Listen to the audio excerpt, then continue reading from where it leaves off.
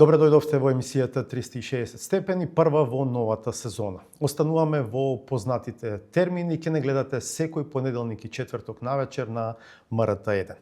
Планираме да продолжиме да информираме и анализираме на подлабочен начин на теми од јавен интерес. Во првата емисија за соговорник го имаме министерот за внатрешни работи Панче Тошковски. Господин Тошковски, добро дојдовте во 360 степени. Добро најдов. Првото прашање поврзано со последниот случај што ја окупира јавноста пред се Скопјани. Има ли напредок во откривањето на причините и евентуалните сторители на пожарот во објектот за електронски отпад во Трубарево? Согласно информациите со кои што располагам до почеток на ова интервју, за предметниот ужасен кривично правен настан, така би го нарекол, досега се лишени од слобода четворица, кои што се поврзани со управувачка и собственичка структура во рамки на правното лице, кое е собственик на фабриката за рециклирање на електронски отпад. И согласно досегашните информации кои што ги имам, истите се по предлог на јавен обвинител од страна на судија во претходна постапка определена е мерка краткотраен притвор во трајање од 48 часа, се со цел да можеме да направиме една првична длабинска анализа на целокупната документација која што е поврзана со лиценцата која има правното лице, начинот на кој што го третирале овој отпад, начинот на кој што го управувале правното лице, како го складирале, кои действија ги превземале. Тие се за сторување или за несторување се задржани сега во оваа фаза? Имате ли индиции дека е подметнат пожарот? Во оваа фаза имаме индиции дека има одредени незаконитости во делот кој што е поврзан со сето ова кое што претходно го говорев, како субјекти за сторување на потенцијални осомничени, да речам субјекти за сторување во рамки на конкретно во кривично дело, се лицата кои што се веќе за кои што веќе судот има изречено мерки, односно се наоѓаат во рамки на краткотраен притвор. Увид на лице место може да се изврши согласно информациите кои што ги добив од одделот за форензика, исклучиво само најрано 24 часа откако ќе згасне целосно пожарот во рамки на онаа фабрика, каде и што настана пожарот. Препорачливо би било, мислам дека треба да помина дури 48 часа од целосно изгаснување на истиот, како што гледаме таму, мислам дека и во текот на денешниот ден има одредени... Од првите искази на осомничени ги водите? Осомничени. Да, во оваа фаза се веќе осомничени. Имате ли некакви сознанија или тие даваат ли некакви информации за тоа како е можно да настанал пожарот?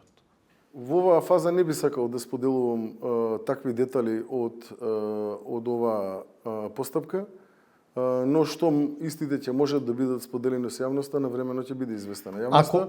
Пак ќе повторам, нивното лишување од слобода и нивното квалификување во рамки на оваа постапка е од аспект на собственичка, управителска и менаџерска функција која што ја имаат во правното лице, а поврзана со незаконитости од аспект на чување, складирање, одредени прави обврски кои што ги има согласно закон во насока на лиценцата која што имаат добиено. Во делот на менаџирање со ваков тип на отпад. Ве разбирам. Ајде, бидејќи ја споменувате лиценцата, веројатно ќе се сетите и вие дека по пожарот во Кочани, како влада излеговте со став дека ќе имате нула толеранција кон лиценци, дозволи од било кој тип, од било кој ресор, дека ќе направите детална проверка и дека сите лиценци кои што се несоодветно издадени или се поседуваат ќе ги одземете. Сега повторно слушаме изјави од министерот за животна средина, од ВЛЕН како политичка структура која што е дел од владата, дека лиценцата била издадена од претходната влада, била издадена од претходниот министер. Изет Меджити е 15 месеци министер. Вие сте дури и подолго. Оваа влада е 15 месеци на власт. Тоа се, речиси, повеќе од 30% од мандатот на една влада. Се, до кога изговор ќе биде претходната влада? Особено што велам, Самите рековте дека ќе направите детална проверка на сите лиценци и дозволи. Видите, ако сакате да се лажеме дека било која влада и било кои луѓе кои што ќе бидат ставени да менаџираат одредени ресори, после вакво 35 годишно уништување на системот и дека ние сега за 15 месеци ќе го воскреснеме системот, тоа мислам дека е малце повеќе нереално. 21 март 2025 година, дозволете, владата одлучи да се изврши контрола на сите издадени лиценци од страна на сите министерства и сите институции кои издаваат лиценци од било кој тип. Информирана през заменик премиерот Александар Николовски. Неспорно е тоа. И неспорно е дека се одзема голем број на лиценци поврзани во делот со угостителски објекти. Неспорно е дека се одзема голем број на лиценци поврзани со градежните фирми. Ама се зборувате дека овие четворица се задржани затоа што се утврдени некакви незаконитости. Ако била направена проверка, тешко дека можеби би имало незаконитости. Се обидувам да ставиме ред, логика некаква во информациите кои што доаѓаат од официјалните извори. Мислам дека е тоа фер за јавност. Јас се обидувам да одговорам на вашето прашање и мислам дека е фер да добијам временски простор за да одговорам на вашето прашање. Пак ќе повторам. Сулудо е ние да веруваме дека за 15 месеци оваа држава ќе живееме во мир, ренесанса и со, како да кажам, со европски параметри ќе ги уживаме правата и слободите на Европската унија. Тоа е сулудо. 35 години, пак ќе повторам, најмалце е уништувана држава во сите сегменти и во сите параметри. Позната изрека имам една која што ја користам, таа не е моја, таа изрека е на претпоставувам дека многу постари и поумни луѓе од мене, кај да копнеш е труло. И сега вие ако очекувате дека ние за 15 месеци сето тоа ќе го разрешиме и се ќе ставиме да биде во ред, тоа навистина се извинувам, малце е невозможно. Но дали институциите треба максимално да бидат фокусирани? Да. Јас и денеска во рамки на оно обраќање кое што го имав пред Макстил, повикав Министерството за животна средина, сите оние инспекторати, сите оние правни субјекти кои што во држава, без оглед дали се во надлежност на владата, односно на Министерството за животна средина или пак на општините, максимално да бидат фокусирани на проверка на документација и на фактичка состојба која што е поврзана со легални депонии, со фабрики кои што работат со ваков тип на опасен отпад, со нелегални депонии и со сите оние дејности кои што се поврзани со издавање на лиценци и проверка на функционалноста во рамки на работењето на правните лица на кои што им ги дале, но не само оние кои што имаат лиценца. И сите оние диви депонии кои што ги имаме, посебно ги посочив, како што е Вардариште во конкретниот случај. Ама вие повикавте, владата ги задолжила пред 6 месеци, па не знаеме дали тоа се случило. Ама во иста насока она кое што го збориме. И владата кога ги задолжила, и јас на она што повикав. Навистина, пак ќе кажам, кај да копнете е труло. Кај да копнете е труло. Но факт е дека е баш денеска уништивме повеќе од 4000 тони марихуана, уништивме повеќе од 18.000 стебла поврзани со производство на марихуана, уништивме повеќе од 79 килограми цвет, уништивме повеќе од 21 килограм друг тип на дрога и тоа го сторивме согласно професионални стандарди, тоа го сторивме во рамки на еден комплекс како што е Макстил, во рамки на нивните печки кои што имаат соодветни параметри и технологија за да нема штетни гасови по тоа не е редовна и стандардна процедура. Да, но треба да се почитува. Тука ми е поентата.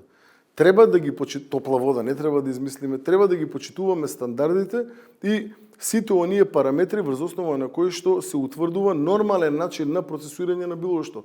Без разлика дали станува збор за уништување на мало и лесно оружје и дрога, или станува збор за рециклирање на отпад електронски, или станува збор за угостителски објекти, или станува збор за градежни фирми и така натаму. Сите треба да ги почитуваат законските и подзаконските параметри од аспект на професионално постапување, а секако државните институции, општинските институции, сите оние институции кои што се задолжени согласно закон да вршат контрола и превенција, и како треба да бидат фокусирани во насока на проверка и се со цел превентивно делување со секој еден настан кој што би настанал во државата, а не да трчаме отпосле да гасиме пожари. А премиерот рече дека вакви подметнувања и диверзии ќе има и во периодот што следи, затоа што има центри на моќ во државата, но и надвор, кои што не сакаат оваа влада да успее. Од вашата партија, од ВМРО-ДПМН, во соопштенија деновиве велат дека зад пожарот стои злосторничкото здружение ДУИ СДС. Може да ги потврдите овие тези? Факт е дека она кое што ни се случува е надворот еден разумен сомнеш дека нешто може да се случи во рамки на една касус ситуација, какви што сме ги гледале многу пати во минатото. И мене лично никој не може да му убеди дека овие 3-4 дена палењето на пожарите на депониите во Скопје, пазите се, имавме запалување на Дрисла, имавме запалување на Вардариште, имавме запалување на депонија во општина Шуторизари, имавме запалување на фабрика која што се занимава со рециклирање на електронски отпад во Трубарево. И тоа се случува во 4 дена. И кон кој центар на моќ ви се насочени сомнежите? Јас во овој момент не би си дозволил да изнесувам во јавност се она кое што е поврзано со детали во рамки на предистражната и истражната постапка која што ја водиме во моментов. Оти ве слушав на пресот вечерта, доцна вечерта, дента кога се случи последниот пожар во Трубарево, повторивте дека во рамките на таа оперативна акција насловена Пожар, Така е. цело лето имате уапсено некаде околу 40 луѓе. Така е. 30 од нив процесуирани, дел во притвор, дел веројатно предмет на дополнителна истрага и така натаму, но рековте засега не можеме да воспоставиме поврзаност или организација меѓу тие За луѓе. сега не можеме да докажеме поврзаност или организација Така. помеѓу настанатите пожари. Така. И тоа е точно. Да. Да сме можеле да докажеме, че имаше и други действија, кои што ќе следеа кон други организирани групи. Тоа значи- Но факт е дека имаме пожар на 4 ризични точки, еве да кажеме, во последниве недела дена, многу ризични точки, и факт е дека со отпочнување на пожарите првиот ден гореа 5 или 6 многу ризични точки, неповрзани територијално една со друга, за да пожарот се пренесе од една на друга точка и беа ужасно сомнителни. Ама, Но да, не можеме сега за сега. Нема совршено злосторство, да знаете. Има само несовршен истрага. Ама, например, вие самиот Совршено злосторство не постои. Самиот зборувавте за Вардариште дека е палено и 2023 и 2024 И тоа е точно. година. И Тогаш тоа е зошто палењето оваа година би било од некој што не сака оваа влада да успее? Заради тоа а што не и 2023. палењето и на Дрисла, и на Вардариште, и на депонија во Шуторизари, и на трет објект за рециклирање не бил во 3 дена претходно. Ова се случи во периодот од, еве така да кажеме, половина неделата. Добро, но за Трубарево засега немате осомничен во насока на ова дека одреден центар на моќ влијаел за да се подметне пожарот. Немам. Четворицата не се Конкретно осомничено лице за надвор тоа. од овие конкретно осомничено лице надвор од овие четворица за сега немам. Добро. Темата безбеден град е исто така тема која што ја преокупира на некој начин јавноста во очекување на 1 јануари 2026 година, за кога најавувате почеток на системот. Најавувате и пробен период од 1 месец. Планирате тоа да биде од 1 јануари, првиот месец пробен или претходно ќе има еден пробен месец? Јас би сакал тоа да биде најмалку месец до месец и половина пред 1 јануари. Значи тоа од ноември би требало негде, средина Со на Господ ноември. напред, да. Добро, ќе стигнате со подготовките, бидејќи во моментот имате се уште закони за носење. Со технички подготовки ќе стигнеме, да. Со технички работи кои што треба да се превземат, ќе стигнеме. Се надевам дека ќе стигнеме и со законската регулатива. До каде сте? Дел од законите ви се во собраниска процедура, ама значаен дел и не се. Така е. Закон за безбедност во сообраќај ви е Закон предносење. за прекршоци, исто така е. Законот за возила веќе помина. оние измени кои што беа поврзани со имплементирање на Safe City, остануваат да влезат уште еден клучен закон, тоа е кривичниот законник и законот за извршување на санкции. Е вториот закон кој што е поврзан со имплементирање на Safe City во делот на спроведување и наплата на санкциите. Сега, кривичниот законник, предпоставувам, е се уште отворен и меѓу другото затоа што веројатно имате дилеми. Дали да бидат предвидени затворски казни за одредени потешки инциденти, дали да се конфискуваат автомобили, не знам дали ми е точна логиката. Јас лично немам дилема, но еве оставам да експертската фела и сите оние кои што дополнително треба да се консултираат и да дадат своje мислење во тој дел. Јас немам дилема. Јас предложив и во рамки на работната група и во сите оние состаноци и работни сати кои што ги помиравме новија закон, ја доста баѓе време потрошивме. Мислам дека едно најмалце 4-5 викенда целосно и сабота и недела ги имам јас лично посветено на сите оние законски измени, на сите оние, да речам, компаративни анализи кои што се правеа, европски пресуди од Страсбург кои што беа анализирани и така натаму и така натаму. Јас немам дилема. Јас немам дилема дека кога одредено лице се стори кривично дело, а при тоа со возило кое што го управува, а при тоа нема возачка дозвола, јас немам дилема дека тоа возило треба да биде трајно одземено од тоа лице. И такви компаративни искуства има и во други држави. Словенија, веќе ја земам за пример. Јас немам никаква дилема дека оној кој што ќе стори безобзирно управување на моторно возило и ќе управува моторно возило повеќе од 70 во град од дозволеното, значи тоа би значило ако е дозволено 50, он управува на 120, или повеќе од 90 на отворено, тоа значи ако е дозволено 120, а тој вози 210, повтор пат, како рецидивист, така беше предложено во она кој што последно го имавме како предлог тест, треба да се одзема возилото трајно.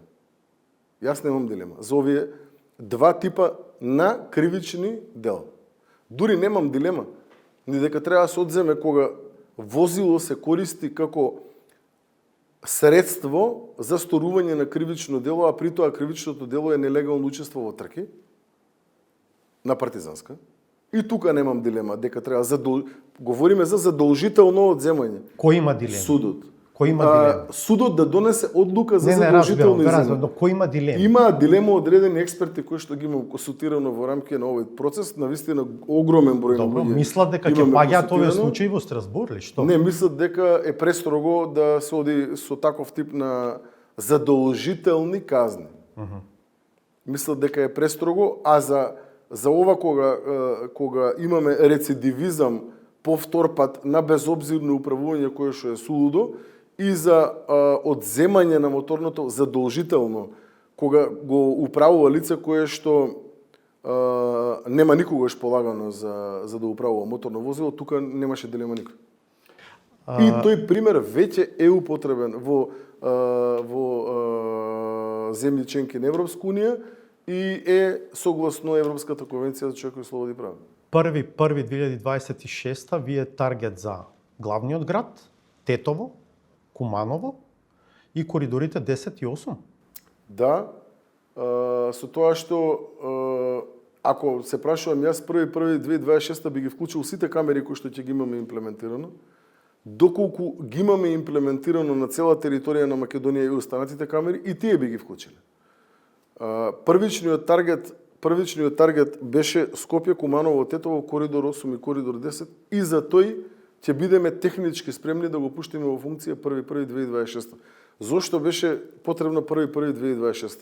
Новиот систем на прекршоци, така да го крстиме, поврзан со имплементација на Safe City, комуникацијата помеѓу институцијата МВР и граѓаните ќе ја има согласно измените на новиот закон за прекршоци преку електронска порака. Што значи тоа? Граѓаните кои што ќе го регистрираат своето возило за период од 1.1.2025 до 1.1.2026 година, значи го затвараме циклусот од година дена за регистрирање на моторните возила, заради тоа и ни требаше да оставиме година дена временски период, и оставаат своји конкретни податоци од аспект на имейл адреса и телефонски број. Овие информации дека сториле конкретен прекршок, ќе ги добиваат на мобилен телефон. Со тоа што, значи, на својот личен мобилен телефон ќе добијат информација дека возило тоа и тоа, собственост на тој и тој, сторило на ден тој и тој прекршок таков и таков. А на имейл адресата која што имаат оставено при регистрирање на возилото, ќе можат со едноставен клик во рамки на пораката која што ќе ја добијат да се вклучат да отидат на страницата, која што страница ќе им овозможи да го видат записникот, која е изготвено од страна на Министерството за внатрешни работи, фотографија за конкретниот прекршок кој што го сториле и сите оние потребни други податоци за да може да се конкретизира прекршокот кој што е сторен. Колку чини оваа реформа, министре? Целосно, многу. Оваа реформа е отпочната 11-та, 12-та, не знам Во последниот бран на бавката на опремата? Не може да гледате така колку чини. Оваа реформа чини екстремно многу, ако гледаме од аспект на она кое што јас би го кажал е најбитно за Македонија. А тоа е да си ги зачуваме живи и здрави луѓето. Значи не чини многу. Сакате да кажете? Сакам да кажам дека 142 смртни случаи секоја година е премногу за една вака мала и убава држава. Ако просекот на загинати луѓе во Норвешка на милион жители е под 20, ако просекот на загинати луѓе во скандинавските земји е под 30 на милион жители, пак ќе кажам, а просекот во Македонија е помеѓу 70 и 80, значи ние сме катастрофални. Може груба бројка да кажете? На груба бројка на пари ме прашувате? Да. Не би можел да кажам. Сега кога сме кај оваа тема, се појави информација дека ќе магистрирате на правниот факултет при УКИМ со труд поврзан со практично со практична имплементација на она кое што би требало да значи еден научен труд, да, така е. Има јавни дилеми за тоа колку е тоа соодветно да се случува во периодот кога сте министер, особено што до темата имате пристап како министер поради јавната функција за која што патем сте платен со јавни пари, а практично ќе ја користите за приватни цели, бидејќи на крај нема да магистрира министерот за внатрешни работи, ќе магистрира Панче Тошковски. Нема ова наследство да оди на следниот министер, сакам да кажам. Ме разбирате? Добро. Не разбирам тезата. Дали е злоупотреба на јавната функција за приватни цели? Апсолутно не. Зошто? Заради тоа што една магистарска теза, која што би требало да биде направена од било кој што сака да даде научен допринос со своето знаење, искуство, вештина и така натаму, би требало апсолутно во целост да има практична имплементација за да има додадена вредност. И од научен аспект, и од практичен аспект. Чуму би ми била мене магистарска теза Safe City, ако јас не ја имплементирам таа? Ако таа не даде додадена вредност во пракса и обратно, од научен аспект, би требало да седне да напише научна теза, која што би била на ниво на магистериум, оној кој што, да речеме, така ќе земам пример, завршил правен факултет со минимум 8,5 просек, оној кој што запишал магистарски студии уште далечната 2005-2006, оној кој што положил уште тогаш 7-8 испити, поврзани со кривично право и криминологија, оној кој што работел година и пол во суд, работел година и пол кај други адвокати, работел во Министерство за транспорт и врски на исто така поврзани теми со областа. Веројатно работел како адвокат. Веројатно немало да има забелешки ако се тоа се случило пред да станете министер или откако ќе станете министер. Проблемот е зошто сега, кога сте министер. Која е јавната придобивка? Кој е јавниот интерес во тоа што Панче Тошковски ќе магистрира на Safe City? Ете тоа е. И оној кој што сега на позиција министер за внатрешни работи, ви кажав и претходно, најмалку едно 4 викенда лично врз основа на својата емпирија, знаење, искуство и професионализам од тоа што досега го стекнал, дал додадена вредност во рамки на она кое што Ама би ако сум требало... безобразен, ќе кажам, министре, тоа е ваш личен проблем, што не знаете да си го организирате министерството и експертите или одговорните сектори, одделенија, да го испорачаат тоа. Разбирате, мислам, јас ве разбирам дека сакате кажете дека лично сте се вложиле во тоа. Дозволете ми, ако јас употребев или злоупотребев податоци кои што би биле достапни само за мене, а не и за останатите магистранти од областа, тоа ќе се сложев со вашата тежа дека е неетички. Секој еден податок кој што јас го имам употребено во рамки на мојот магистарски труд, кој што би ви препорачал да го прочитате утре готов ли е? кога ќе биде официјално одбранет. Готов ли е? Првична верзија од истиот, да, имам напишано, но би ве замолил да го прочитате и се надевам дека ќе може таму да видите, вака да речеме, одредени податоци кои што се и сега јавно достапни податоци. Тоа се анализирани компаративни анализи се направени на земји од Европската унија, на податоци кои што ги имаме дадено ние како Министерство за внатрешни работи на нашата веб страница, на податоци кои што да речеме ги имам анализирано од страна на Европскиот суд за човекови права и така натаму. Нема податоци кои што не се јавно достапни. Или пак се податоци кои што се строго доверливо државна тајна и така натаму, до кои што не би можел да дојде било кој што се занимава со наука. Или пак сака да даде додадена апликативна вредност во пракса. Нема такво нешто. Не Да имаше такво нешто. Да имаше податоци кои што не би биле достапни за било кој магистрант на правниот факултет, па еве да се сложев со вас, да, неетички и така натаму. Но вие да спорите заради тоа што некој кој што целиот свој живот професионално го поминал во областа на правото и го поминал во областа во рамки на суд, министерства, адвокатура и така натаму, а е директно поврзана со ова кое што јас магистрирам денес.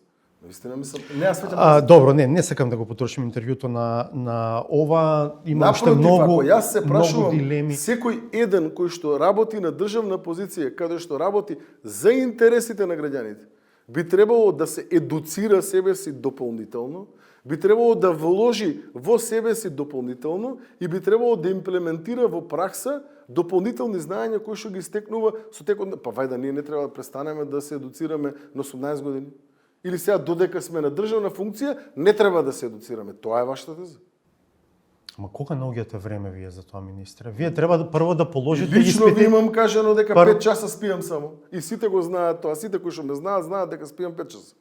Кога не сум болен, кога сум болен спиам и по 20. Кога не сум болен спиам 5 часа. Тоа е таков ми е биоритмот. И дали вложувам во ова цел свој живот, да.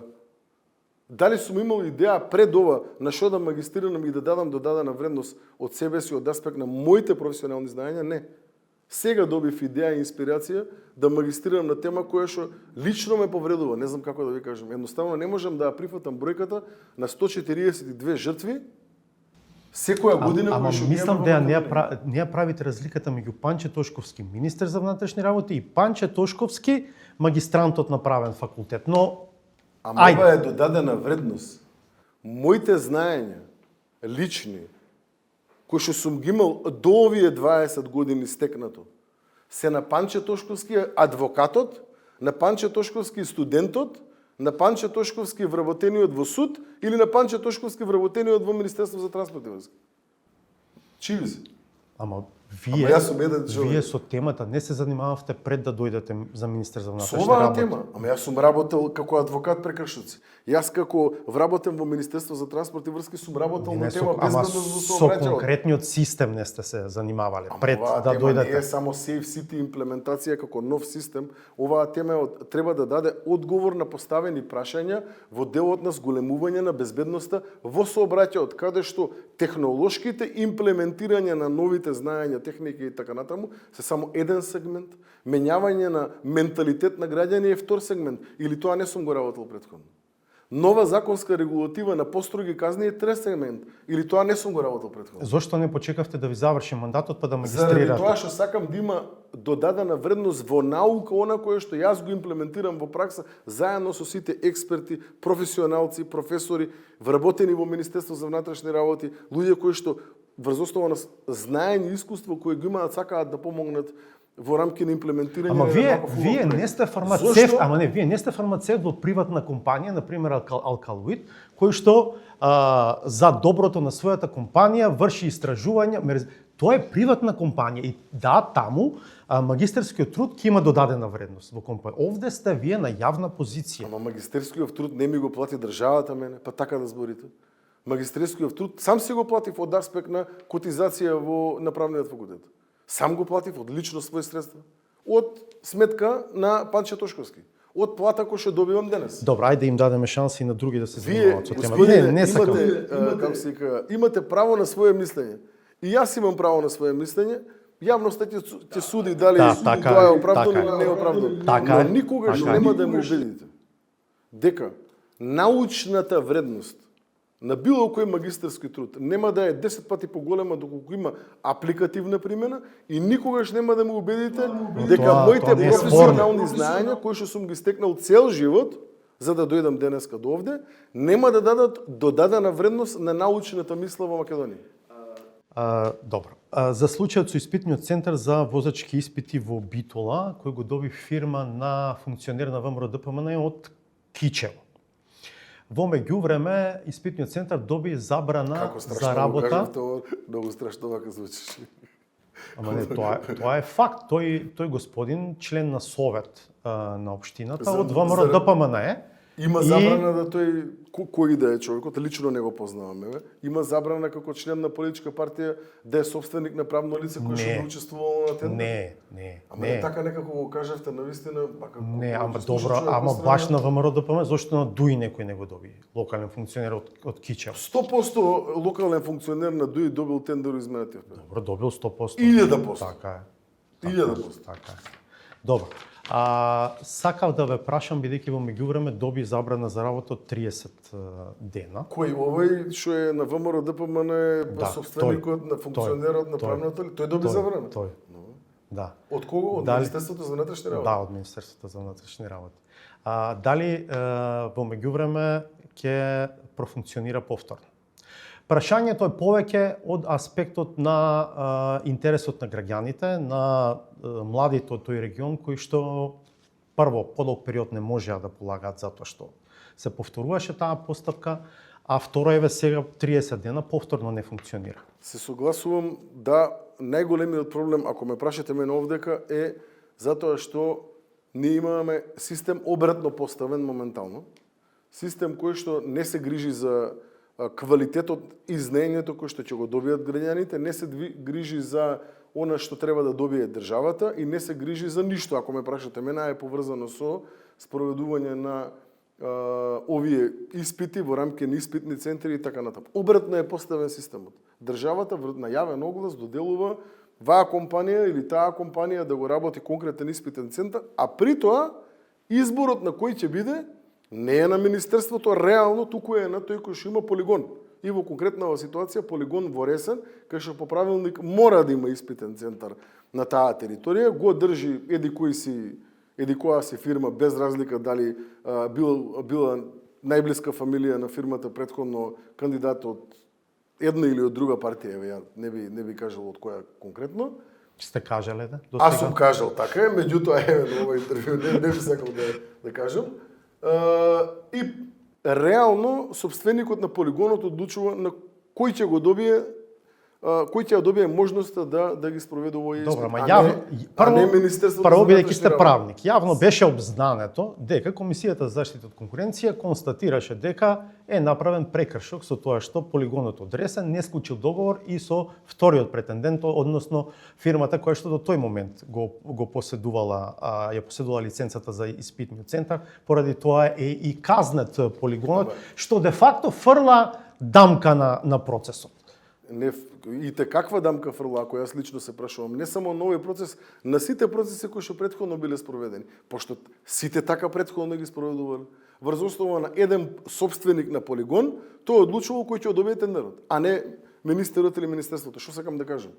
Овде, нажалост, јас досега немам чуено саглам решение, така да се изразам велешки, кое што би требало од една страна да го реши проблемот на граѓаните, да создадеме испитен центар на вистина врз основа на знаење, врз основа на професионални карактеристики кои што ги имаат овие луѓето кои што полагаат, да одлучува и да цени, а од друга страна државата да се ги спази сите оние параметри кои што треба да ги спази и да оствари приход реален на доместок од страна на оваа услуга која што ја пружа во целост. Досега немам најдено искрено законско решение кое што би требало да даде додадена вредност, особено имајќи го менталитетот на Балканецот. Има законски решенија кои што функционираат во европскиве земји, ги разгледувавме и така натаму, но познавајќи го нашиот менталитет и нашата виртуозност за тоа како да одредени професионални стандарди ги изиграме, јас се уште немам најдено соодветно решение кое што да речеме дека би дало додадена вредност. А што треба да биде тоа? Најверојатно треба да биде јавно-приватно партнерство помеѓу државата и одредено приватно лице, кое што ќе треба и како да даде дебела банкарска гаранција, дека доколку не дај Боже направи некој ваков пропуск кој што го направи претходново, па при тоа го отклони и повторно стори такво нешто, дека ќе му биде задржана банкарска гаранција како обештетување спрема државата. А при тоа да создадеме максимално добри услови, да имаме квалитетна обука, да имаме квалитетни проверки, да имаме квалитетно функционирање на целокупниот систем. Нажалост, такво решение се уште немам најдено. Разговаравме и со собственици на испитни центри, кои што долги години го прават тоа. Разговаравме и со собственици на автокуќи кои што се во процесот на обуки. Разговаравме и со собственици на технички прегледи, разговаравме со собственици со професори, со експерти. Се уште не можеме да најдеме соодветно решение законско кое што ќе овозможи од една страна реална борба, тој што ќе даде, например, да речеме најмногу на граѓаните и на државата, тој да го добие тој тендер за јавно-приватно партнерство или за што и да биде, од една страна, меѓутоа од друга страна, навистина да спроведува постапки како што треба, а не да ги буткаат по 5 пати луѓето за џабе за да добиваат на доместо. Кажете ми, ќе проработи ли испитниот центар? Ќе проработи, да, постапено е согласно, значи ово истојов од таа и таа партија која што ја кажавте, при тоа што бил собственик.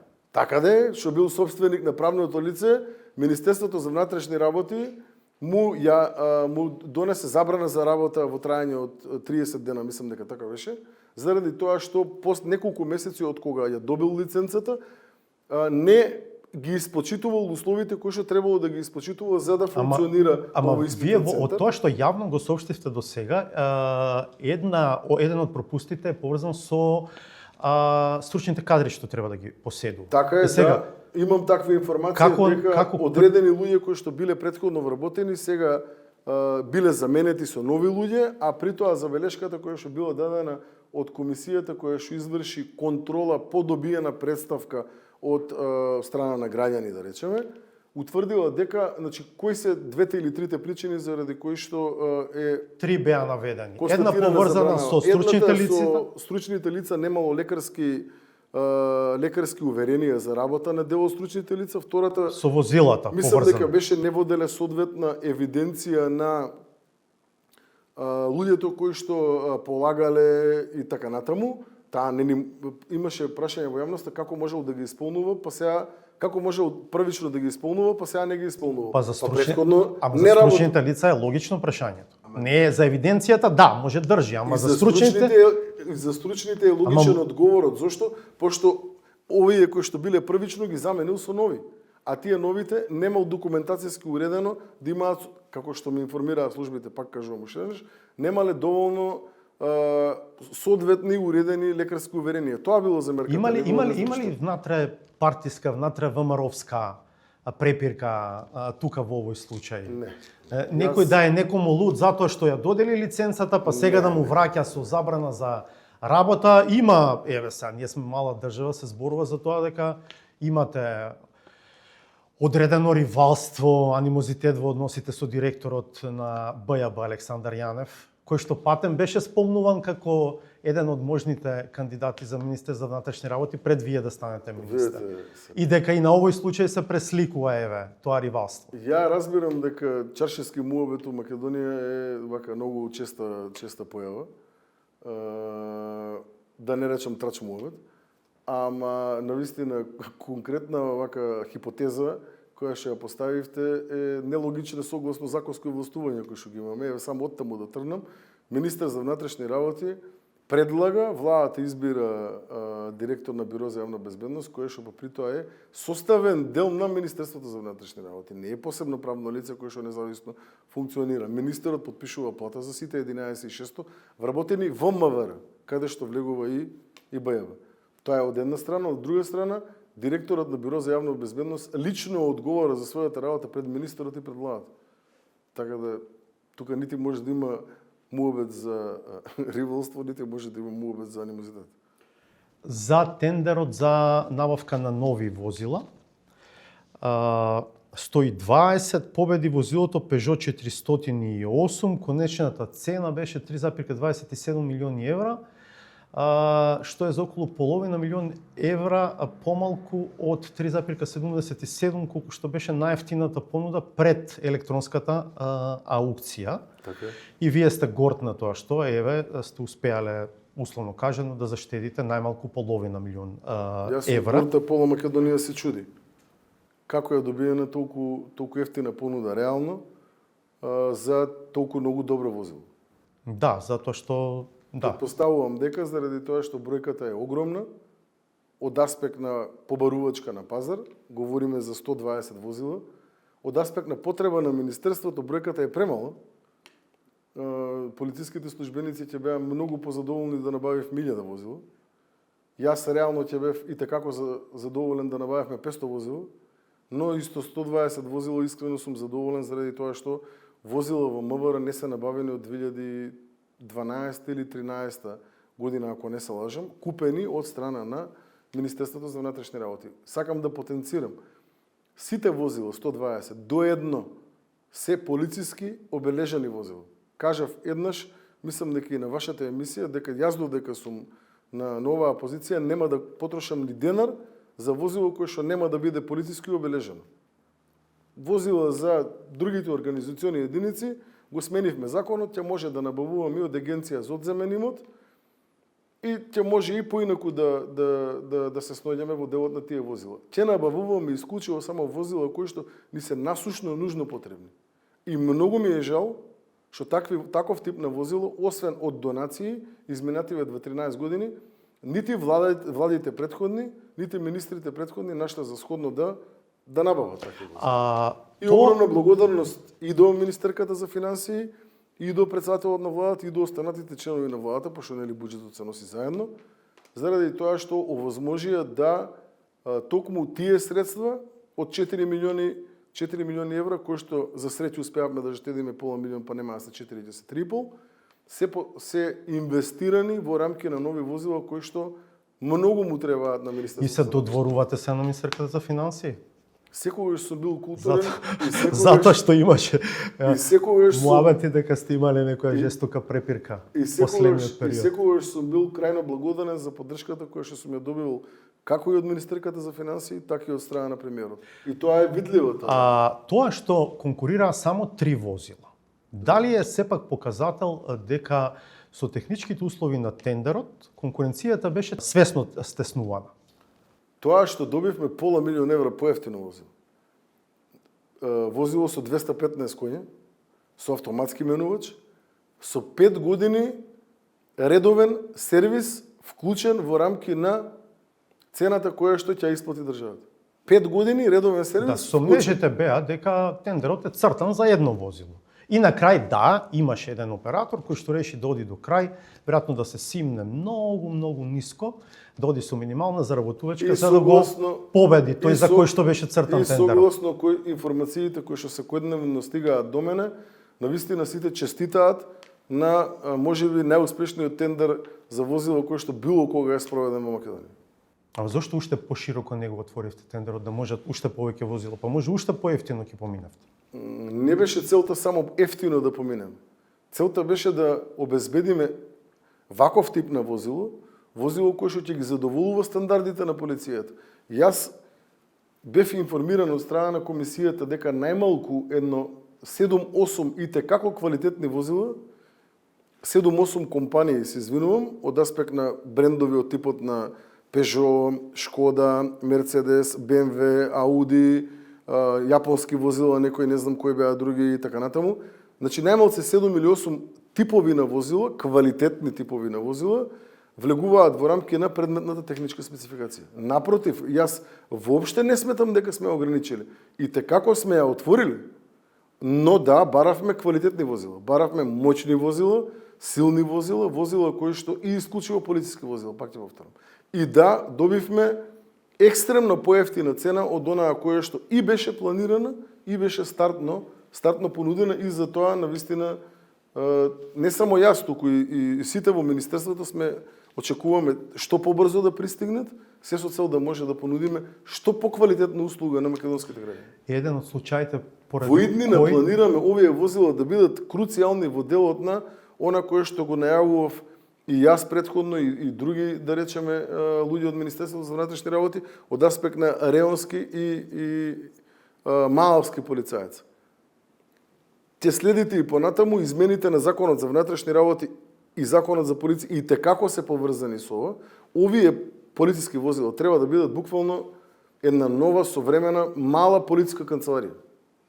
Наместо да полициските службеници седат во канцеларија, да ги имаме на терен, да ги имаме присутни кај граѓаните, да ги имаме многу поблиску до настаните, да бидат, тие ќе бидат и како опремени со не само со моторот дека е јак и дека се со автоматски менувач, кој што сите и го бараа да биде така, зошто пошто едно возило не го управува еден полициски службеник, го управуваат повеќе, кога не е автоматски менувач, многу полесно се уништува тоа секој. Пред неколку месеци беше актуелен и тендерот за набавка на униформи за специјалната полиција, го добија едно модно женско студио од Битола и една што туку формирана Ќе ми дозволите тука има фирма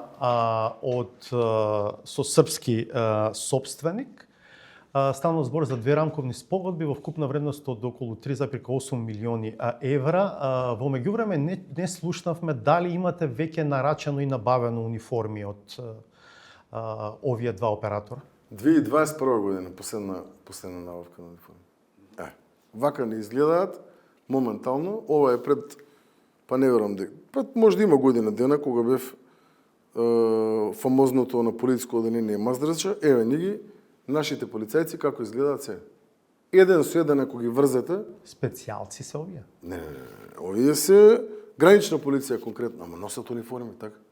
Нема, јас сега за еден друг тендер ве прашувам. Која ми е тезата? Значи, униформи мора да се набават во Министерството за внатрешни работи. Значи не, никој не ја доведуваше во прашање самата набавка. Имаше дилеми околу тоа како српската фирма непосредно пред Имаше муабети дека мојата сопруга била прва другарка на не знам некоја од господјеве кои што биле поврзани со ама чекај, еве да ве прашам наискрено. А ја на господјата нити сум ја видел претходно во живот. Како српската фирма направи свадба, фирма, нити па таа била на свадба кај мене и така натаму. Ја запознав е новаа маса овде првпат, кога по вашите јавно соопштени информации и сомнежи ги повикав овде собственикот и на едната фирма и на другата фирма и им кажав следно. Ќе ви кажам што им кажав. Дека согласно она кое што јас го имам информација и јас го имам изанализирано, овде нема незаконитости во рамки на постапувањето. На Министерството за внатрешни работи не може да се утврдат. Не може да се, јас не можам да ги видам. Но доколку се утврди било каква незаконитост во делот на постапувањето нивно, јас ќе бидам најмногу фокусиран да ја најдам таа. И лично, и ќе побарам од страна на моите служби, во дел, моите, службите на државата во делот на Министерството за внатрешни работи, како што се, не знам, организиран криминал, крим полиција, сите оние други кои што се занимаваат со економски криминал, и те како да бидат фокусирани не само на она кое што ќе биде нарачано од фирмата и доставено до Министерството, туку и на секој еден денар кој што ќе биде исплатен спрема фирмата од страна на Министерството. Како српската фирма направила локална компанија во Македонија неколку недели пред тендерот. Со тоа што тој тендер и претходно бил распиш. Кој им шепна да ја направат фирма? Тие некако знаеле? Јас сум министер за внатрешни работи. Во рамки на владата сме обезбедиле средства за униформи. Во рамки на функционирањето сме утврдиле потреба од набавка на истите. Еве конкретно за оваа прва набавка сме објавиле тендерска постапка. Сме ги поканиле сите заинтересирани да учествуваат во рамки на истата. И се вие ме прашувате како некој отворил фирма во Македонија 3 месеци пред не знам што. Не е 3 месеци, многу близко до Не, тендерот. 3 дена еве нека е. Согласно информациите кои што ги имам, токму таа српска фирма претходно доставувала преку трети лица униформи во исто во министерство. Истата компанија.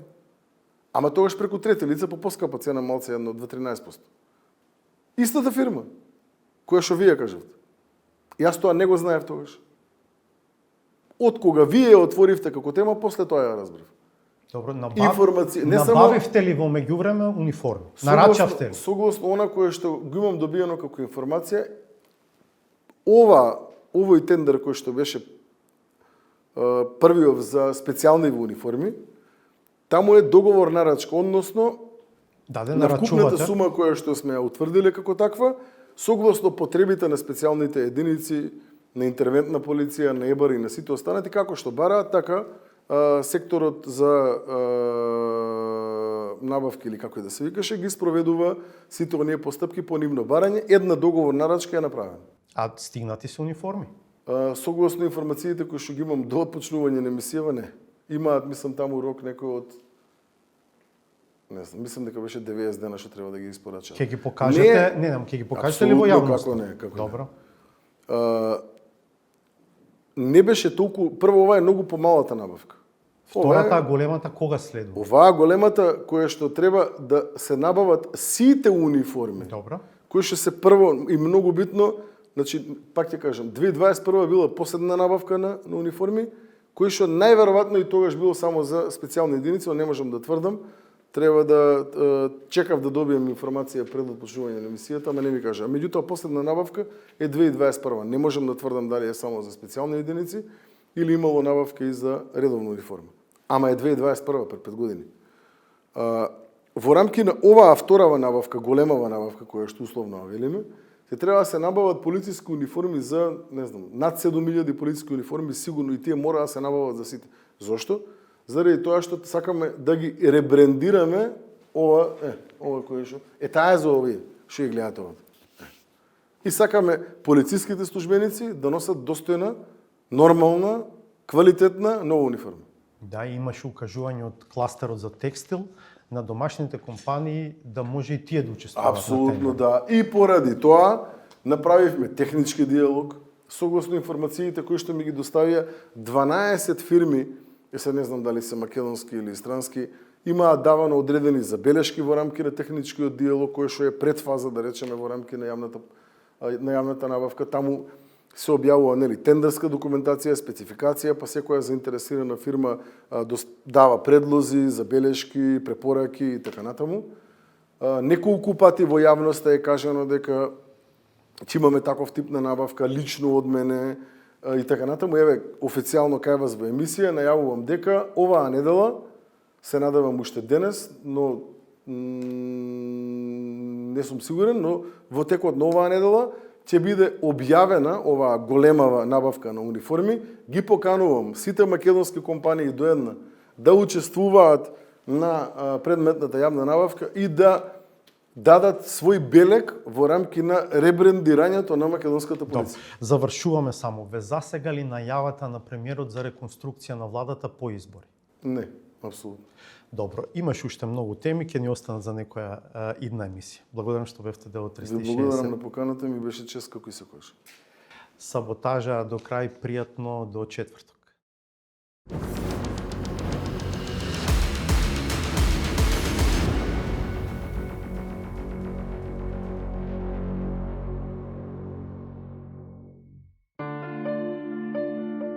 Зборот трае онолку долго колку што е потребно да се стаса до посакуваната цел. Никој никого не тегнал за уши да ветува нешто што од денешен аспект изгледа како утопија. За среќа на жителите на Гази Баба, но и на сите Скопјани, бидејќи навистина е страшно тоа што го гледаме овде. Набрзо ќе има промена на локалната администрација и ќе дойдат луѓе кои што навистина се покажат ова еколошка бомба да се претвори во земја. Среќата и зеленилото се за предизбори, ама изгледа ептен непријатно кога кругот ќе се сврти. Еколошката бомба која продолжила да тлее, ќе пукне во најнезгодниот момент, пред нови избори. Граѓаните на Скопје, вклучувајќи ми и мене и вас кои сме жители на градот Скопје, во изминативе неколку дена живееме во гасна комора. Релативизацијата е начин на кој се прави овид да се намали предизвиканата штета. Ама и таа ја губи смислата, кога наместо да биде реална, за да биде маскирана, прераснува во невкусна подбишега, подигната на ниво на теза. Нема зголемени такви параметри кои што се алармантни, тоа е визуелно така, но кога се испитувани параметрите не се тие така алармантни како што еве сега вие го поставувате тоа прашање. Тоа што се гледа под дефиниција не значи дека мириса, ама од нигде никаде, од најблиското обкружување следува неочекуван контраудар. Се разбира, со ублажен ефект, за да не се сетат гласите. Воздухот во моментот не е на ниво на загаденост, кој што предизвикува здравствени проблеми кај граѓаните. Сепак препорачувам граѓаните да не се движат надвор во простор ако тоа не е неопходно. И наеднаш, пак се менува риториката. Од негатовска станува пресретлива. Она што само бодеше очи, се префрли и почна да делува и врсетилото за мирис. Јас сочувствувам апсолутно со секој оној граѓанин кој што го чувствува сето ова. И на крајот, кога стручно ни се укажува дека полека, ама сигурно, секому му се здебелува кожата. И во Скопје ни станува нормално да живееме и дишиме загаден воздух, кога ќе станам се вали да мириса на пластика. Нам ни се случува процес на нормализација на девијантното, на оно што остапува, помалку или повеќе на ненормалното. Нормално е да има и нејарни, ама не е сигурно дојдено до таму и оние кои се во ред со сила да се прават ненормални. Животот сепак не зависи од политиката, туку од здравјето.